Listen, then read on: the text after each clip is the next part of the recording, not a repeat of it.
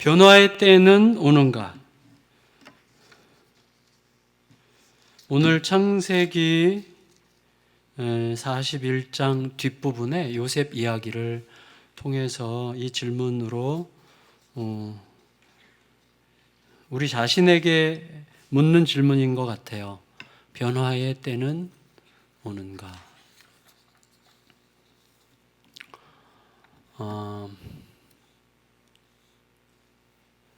제 그 방에 책상 뒤에 이렇게 게시판이 있는데 게시판에 제가 붙여놓은 글귀가 하나 있어요.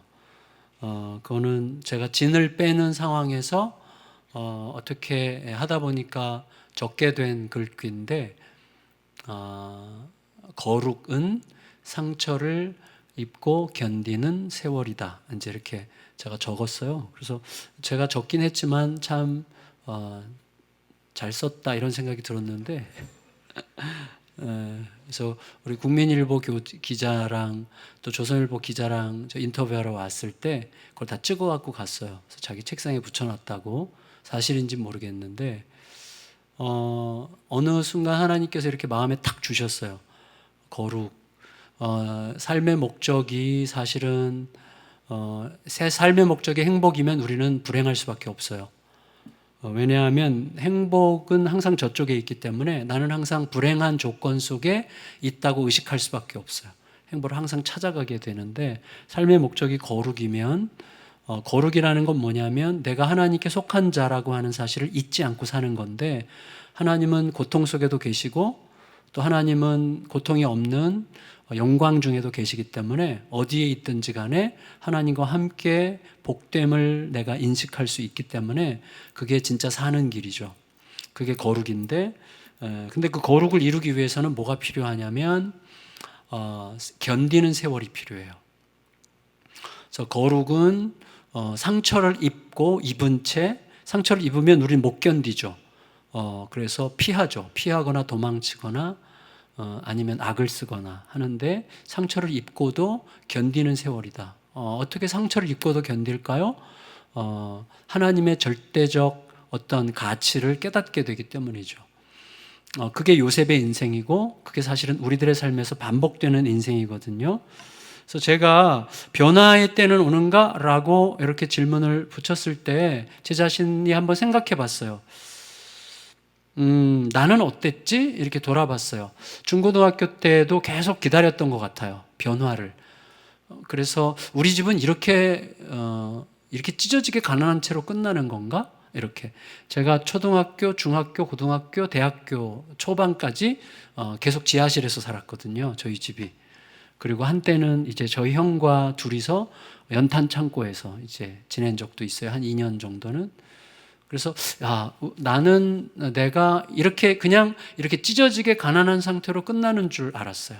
그래서 변화라는 게 도대체 있을까 싶었는데 그러다가 제가 그 환경을 벗어나고 싶어서 진짜 개뿔도 없이 단돈 100만 원 갖고 결혼을 했어요. 제 아내와 함께. 그래서 제 아내가 한 300만 원, 제가 한 100만 원 이렇게 합쳐서 3만 5천 원짜리 반지 하나씩 끼고 그리고 이제 그냥 같이 살았어요. 조금 둘이 누우면 이렇게 어깨가 닿는 방. 그때도 늘 이런 삶이 변할까?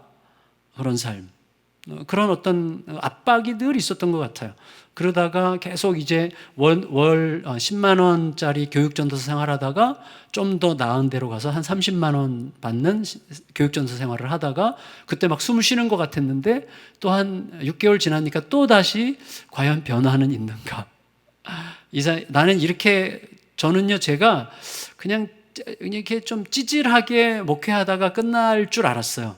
제가. 지금도 그럴 수 있겠지만, 그래서 그냥 나는 이대로 가나 보다. 이런 이제 애매함 속에 있었다가, 마침, 참 희한하게도 마침 이제 큰 대형교회에서 저에게 교육전사로 오라 그래가지고, 이제 그쪽에 간 다음부터 삶이 피기 시작했어요.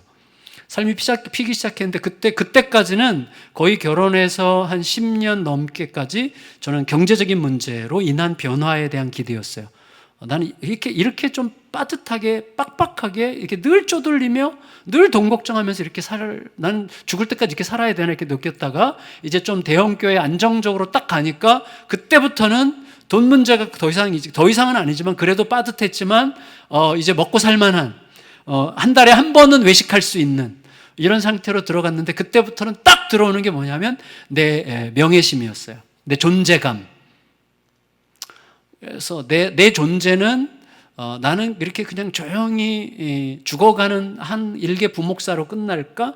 뭐 이런 생각을 하면서 지냈던 것 같아요. 계속 그때부터 거의 이제는 한 15년을 계속 겉으로 이제 은혜롭게 설교도 했어요. 사람들이 은혜 받았다고 했어요. 저도 막 뭔가 뿌듯할 때도 있었어요. 뭔가 은혜를 끼친 것 같은 만족 속에 있었는데 그때 제가 지극히 만족했던 이유는 은혜를 끼쳤다는 느낌 때문에 만족했지 실제로 내가 그 상황으로 인해서 하나님과 나와의 진짜 그 생명의 관계의 깊이로 내가 들어갔다는 느낌은 잘 못 가졌어요. 그러니까 항상 제가 현실과 이렇게 붙어 있었어요. 어떤 현실인가 하면 어떻게 하면 내가 스스로 좀 더 나은 존재감 을 느끼면서 살 수 있을까? 나는 좀 더 유명해질 수 있을까? 나는 좀 더 사람들에게 이거보다 더 인정받는 목회자가 될 수 있을까? 사람들이 나를 이거보다 더 알아주는 목회자가 될 수 있을까라고 하는, 그러니까 돈 문제가 지나가니까 이 공명심, 존재감이라는 게 들어와서 그때부터는 저를 지배했어요. 그대로 갔으면 제 인생은 제가 아마 나중에 정신을 차렸더라면 세상에서 가장 불행한 목사다. 이렇게 느끼고 끝났을 가능성이 많은데 이제 그런 저를 여러분이 아시듯이 우울증이 저를 찾아온 거예요. 우울증이 찾아왔고 그때는 존재감이고 자시고 그러니까 그때는 돈 문제, 존재감 문제가 전혀 더 이상 고민의 대상이 아니에요. 그때는 그냥 죽고 싶은 것만 고민의 대상이에요. 죽고 싶다. 죽으면 편하겠다. 정말 사라지고 싶다. 이 생각밖에 안 들었어요. 근데 그 상황 끝에서 돈이라고 하는 현실과 저 사이에 밀착돼가지고 하나님 이야기를 하긴 하지만 하나님이 돈으로 밀착된 현실과 내 사이를 희미하게 끼어든 상태였던 것 같아요. 그때 늘 갈증이 끊어지지 않았고 그 다음에 그게 지나가니까 이제 자기 존재감과 내 자신 사이에 밀착된 관계 속에서 늘 존재감과 씨름하면서 그 사이에 하나님께서 희미하게 끼어들긴 했지만 하나님이 더 이상 위력을 발휘하지 않는, 결국 내 문제였던 거죠. 이제 그러다가 우울증으로 이 모든 게 박살나면서 내 존재가 이제 무너진 거죠. 그래서 이제 죽음을 받아들이기로 결정했기 때문에 그 상황에서 하나님의 말씀이 들어온 거예요. 여러분에게 전에도 말씀드린 기억이 있는데 누가복음 6장 26절 말씀이 들어온 거예요. 그래서 모든 사람에게 칭찬을 받는 자에게 화가 있도다. 그 사람은 거짓이다. 거짓 선지자들이 하는 짓이다. 이게 이 말씀에 누가복음 6장 26절 말씀에 무슨 말인가 하면 내가 내 존재감을 추구하는 한 존재감을 숭배하게 되고 모든 사람들을 내 존재감을 위한 도구로 사용하게 되고 동시에 나도 내 존재감의 희생양이 될 수밖에 없다는 저주스러운 상태를 깨닫게 하셨어요. 그래서 내 존재감을 추구하는 게 더 이상 의미가 없구나. 그럼 내가 뭘 추구하지? 하나님의 아름다우심을 추구하는 삶만이 살 길이라는 것이 희미하게 들어왔어요. 그러면서 어떻게 됐는가 하면 저와 돈이나 혹은 존재감과 제가 밀착된 이 관계를 하나님이 이렇게 벌리셨어요. 하나님께서 벌리셔서 그 사이에 하나님이 이렇게 들어오신 거예요. 하나님이 이렇게 쑥 들어오셨어요. 쑥 들어오셔가지고 이제는 현실이 보이기 전에 하나님이 보여. 그리고 예를 들어서 누가 이제 내 욕을 했다. 누가 막 나를 욕하고 다닌다는 얘기가 들으면 그때 이렇게 막 마음이 무너지기 전에 하나님을 딱 붙드는 힘이 생긴 거예요. 하나님, 광야에서 하나님이 그렇게 이스라엘 백성들에게 무시당하시고 이스라엘 백성들이 하나님을 삿대질했는데 제가 뭐라고 하나님보다 더 나은 대접을 기대하겠어요. 이런 마음을 가지면 즉시 내 욕하고 다니는 사람이 이렇게 예쁘게 보이진 않아. 솔직히 예쁘게 보이진 않지만 죽일 놈으로 보이진 않아. 그럴 수 있구나. 이렇게 지나가는 거예요. 그러면서 현실과 내 사이가 이렇게 벌어졌어요. 그래서 현실과 내 사이에 여백이 생긴 자리에 하나님이 채워지는 두께와 깊이가 커져가면서 내 삶의 자유와 기쁨과 평안과 행복이 점점 커지는 거예요. 근데 이것조차 세월이 필요한 거죠. 시간이 필요한 거죠. 어떤 시간이 필요한 거냐 하는 것을 오늘 여러분과 말씀드리려고 해요. 그래서 여러분이 저보다는 조금 덜 시행착오를 했으면 하는 마음이 들어요. 제가 지난주 화수에 저기 용산 앞에 해방촌 옆에 후암동이라고 하는 교회에 가서 이제 집회를 했어요.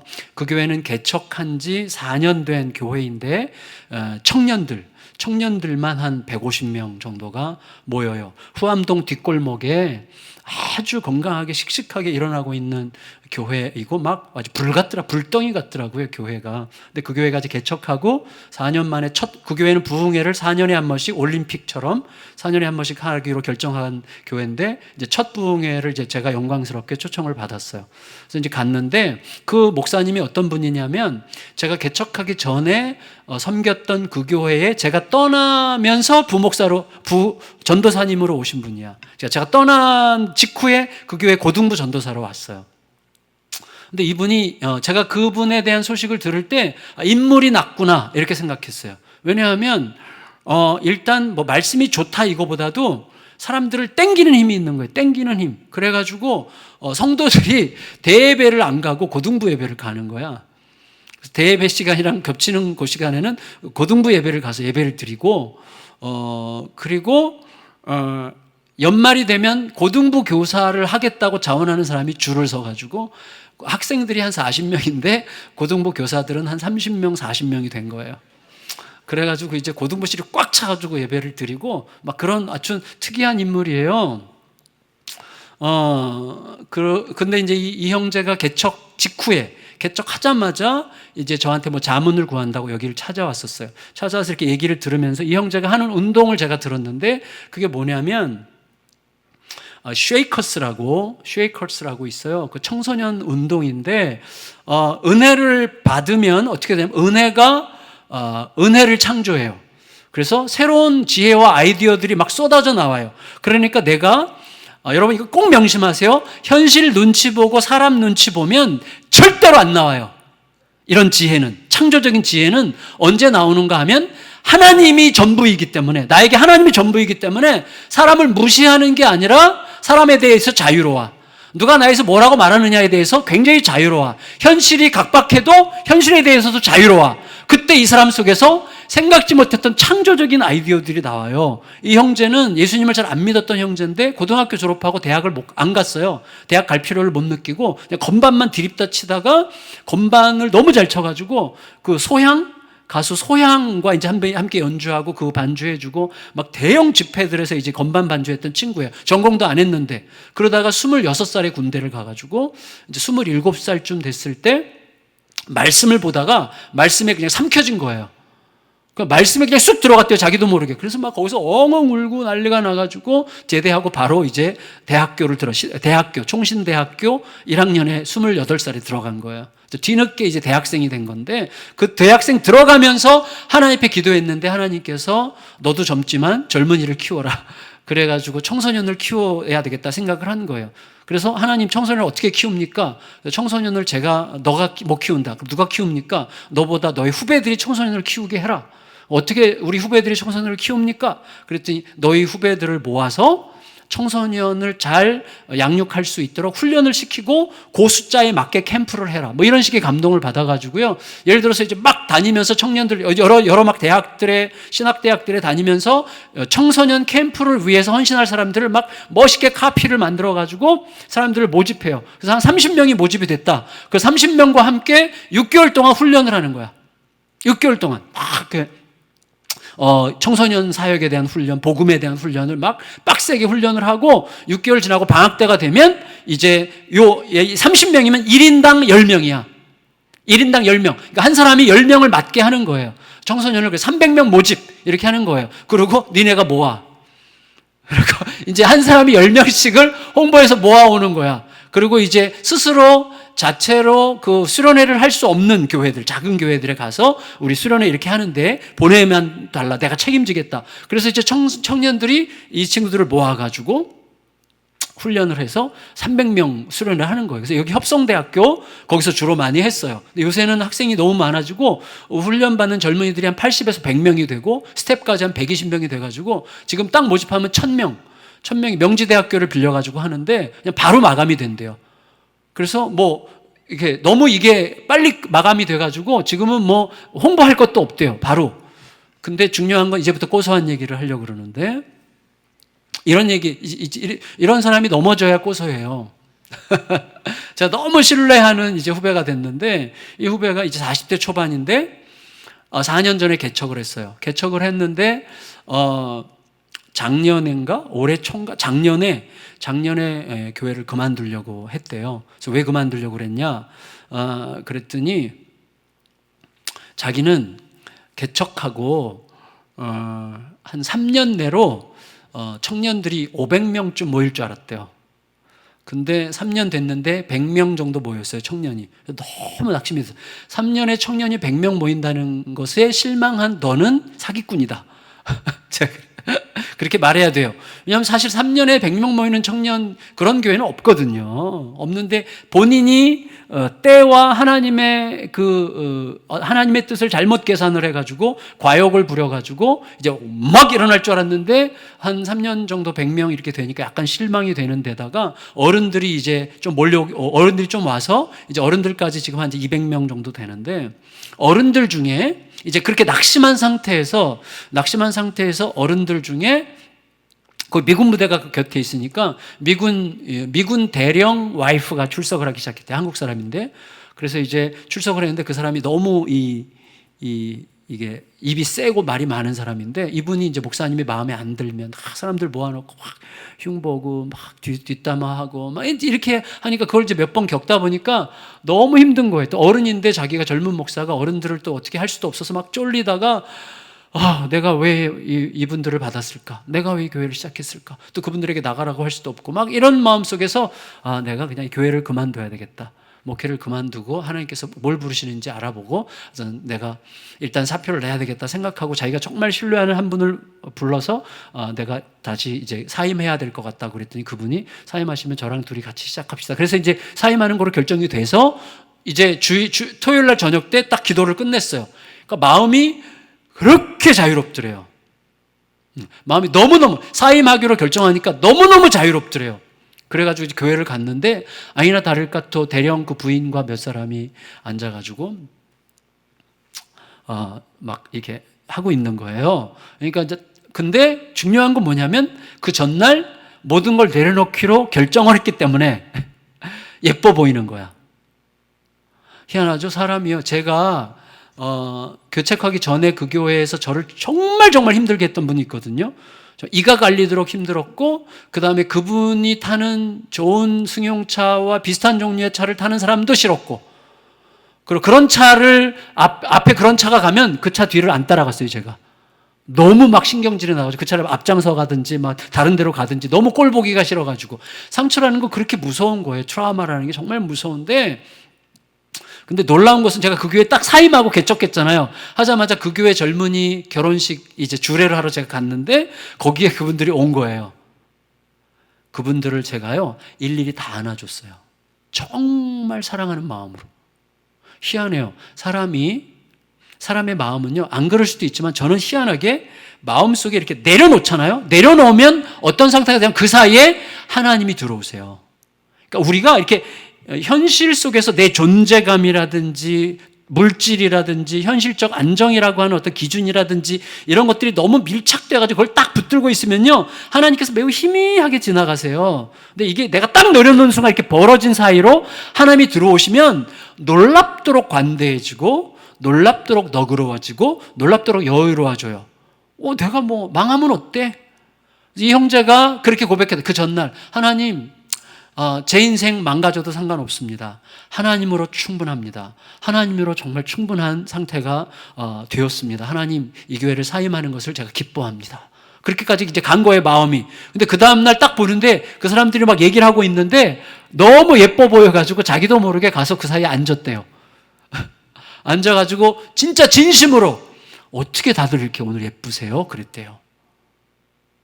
그랬더니 거기 있는 집사님들이 목사님 저희들 목사님 설교 엄청 은혜 받고 있어요. 그러더래요. 깜짝 놀랐대요.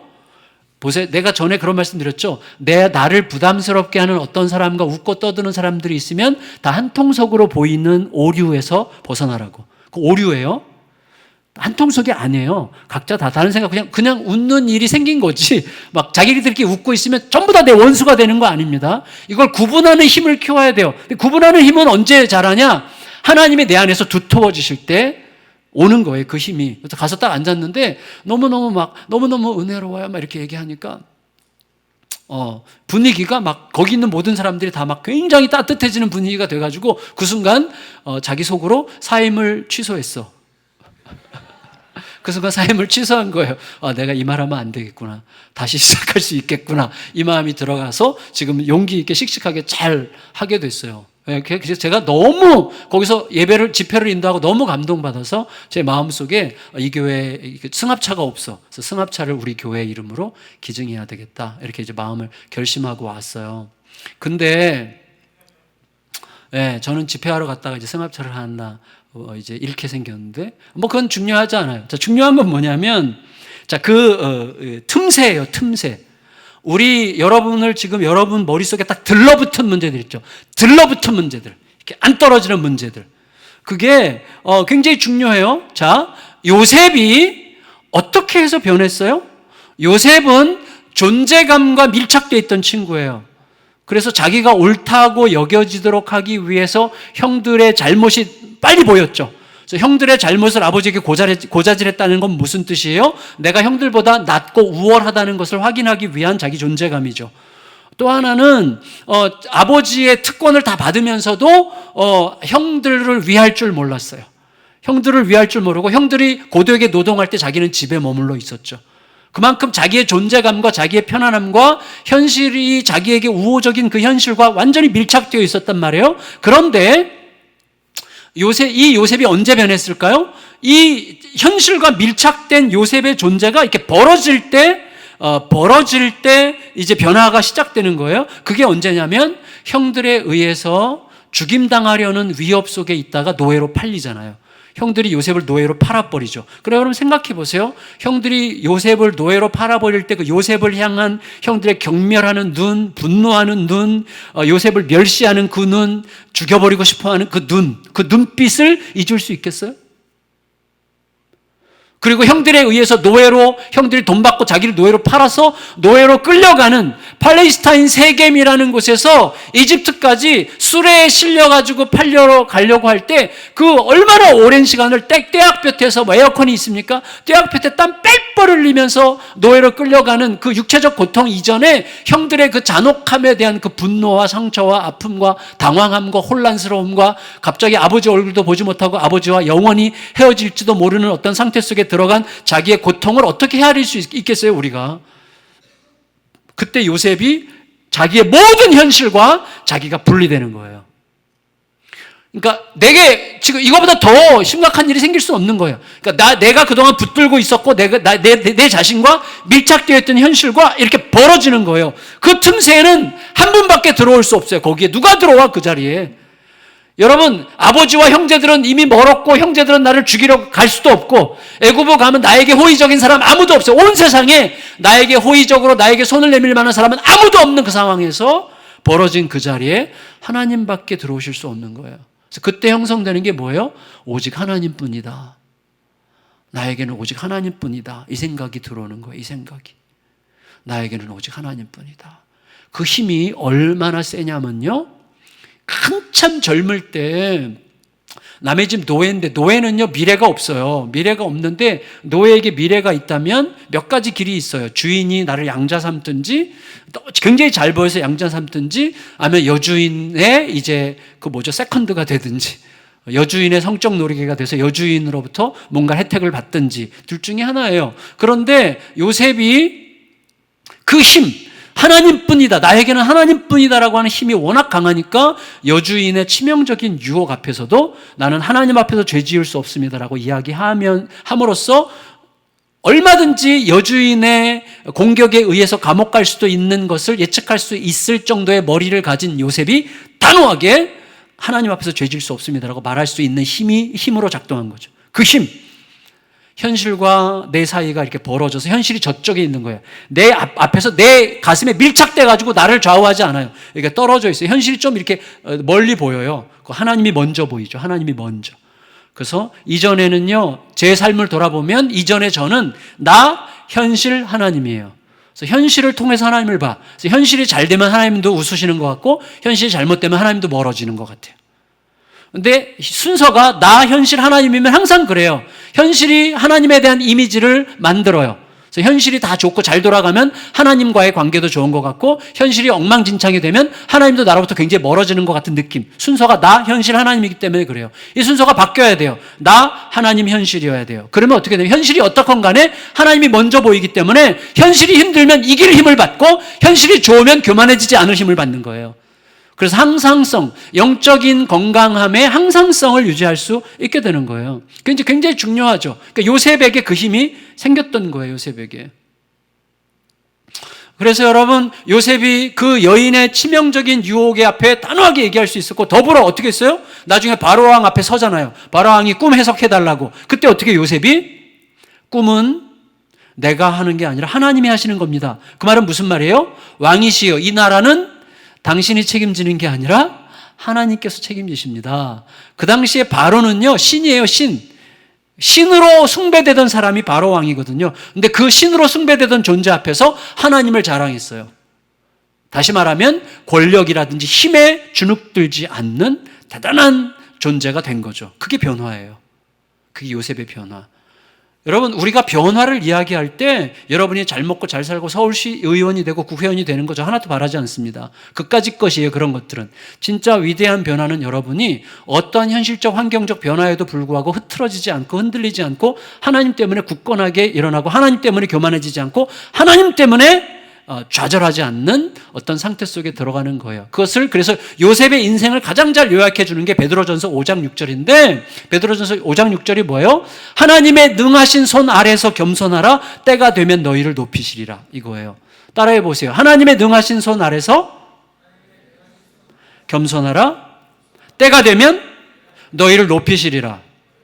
이게 되게 중요한 거예요. 이 구절은 우리에게 두 가지를 줘요. 뭐냐면 하나님의 능하신 손 아래에 있기 때문에 우리는 겸손할 수 있죠. 그래서 하나님의 능하신 손 아래에서 겸손해라. 그런데 어떻게 담대할 수 있어요? 때가 되면 높이실 거기 때문에 담대할 수 있는 거예요. 그래서 이 말씀이 우리에게 겸손함과 담대함을 동시에 가르쳐줘요. 그러기 위해서는 마지막으로 이 말씀을 드리고 싶어요. 여러분, 우리들에게 꼭 필요한 게 뭐냐면 아까 말씀드린 것처럼 기다림이에요. 기다림.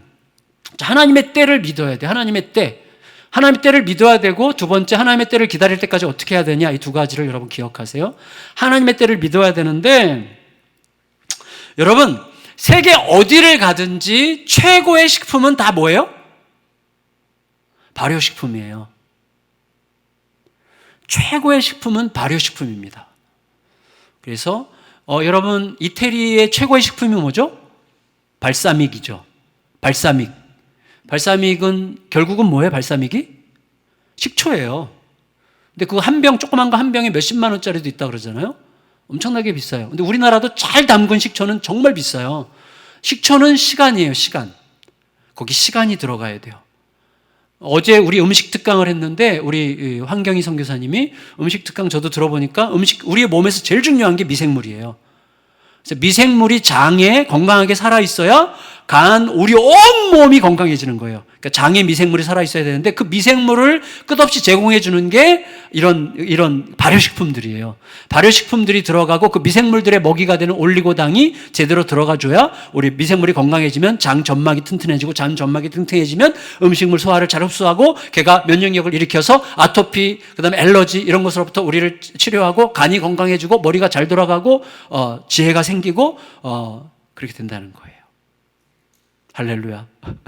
그래서 중요한 건 뭐냐면 기다림이에요. 세계 최고의 음식들은 다 기다린 음식들이에요. 김치, 치즈, 요거트, 이런 거, 식초, 이런 것들이 전부 다 오랜 기다림이 필요한 것들이에요. 저는 정말 유익한 사람, 정말 다른 사람들에게 도움이 되는 사람, 그런 사람들은 누구냐면 기다림으로 빚어진 사람이라는 것을 제가 알아요. 여러분, 인류를 살린 대표적인 사람이 누구죠? 노아예요. 노아는 500살 될 때 새 아들을 낳았어요. 근데 그 당시에 보통 사람들은 60대에서 70대 사이에 첫 아들을 낳았어요. 그러니까 내 친구들이 한 30대 손 날 때 나는 첫 아들을 낳은 거야. 60살 때 첫 아들을 낳기 시작했다면요, 그 아들의 한참 내 친구들은 몇 대 손, 몇십 대 손이 날 때 나는 첫 아들을 낳은 거야.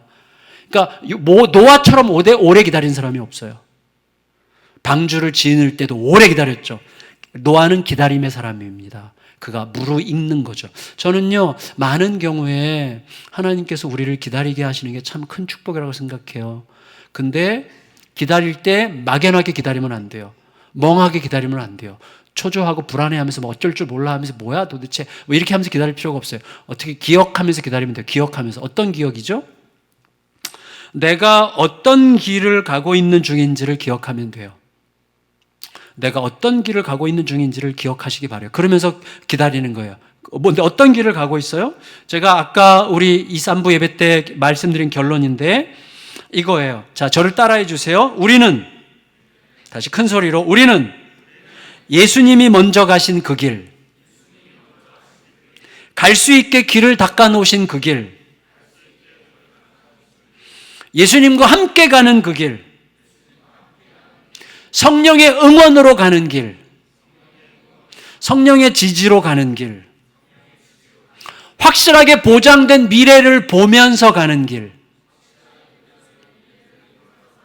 그 길을 가고 있다는 사실을 여러분 진실로 믿으셔야 돼요. 길이 안 보인다고 생각하지 마시고, 우리가 갈 길은 다 저기 보여요. 저 안 보여요, 저기?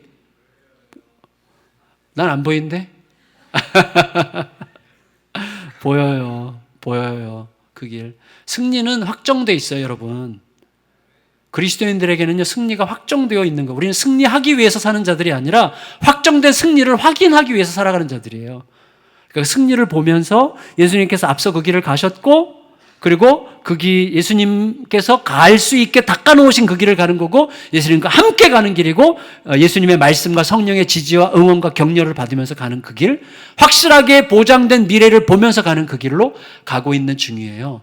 묻히지 마시고 두려워하지 마시고 그 길 속에서 물론 고민합니다. 물론 고심합니다. 물론 머리를 쥐어짭니다. 그렇지만 결국은 그 주님과 함께, 이미 그 길을 가신 주님과 함께 고심하면서 뚜벅뚜벅 가시면 돼요.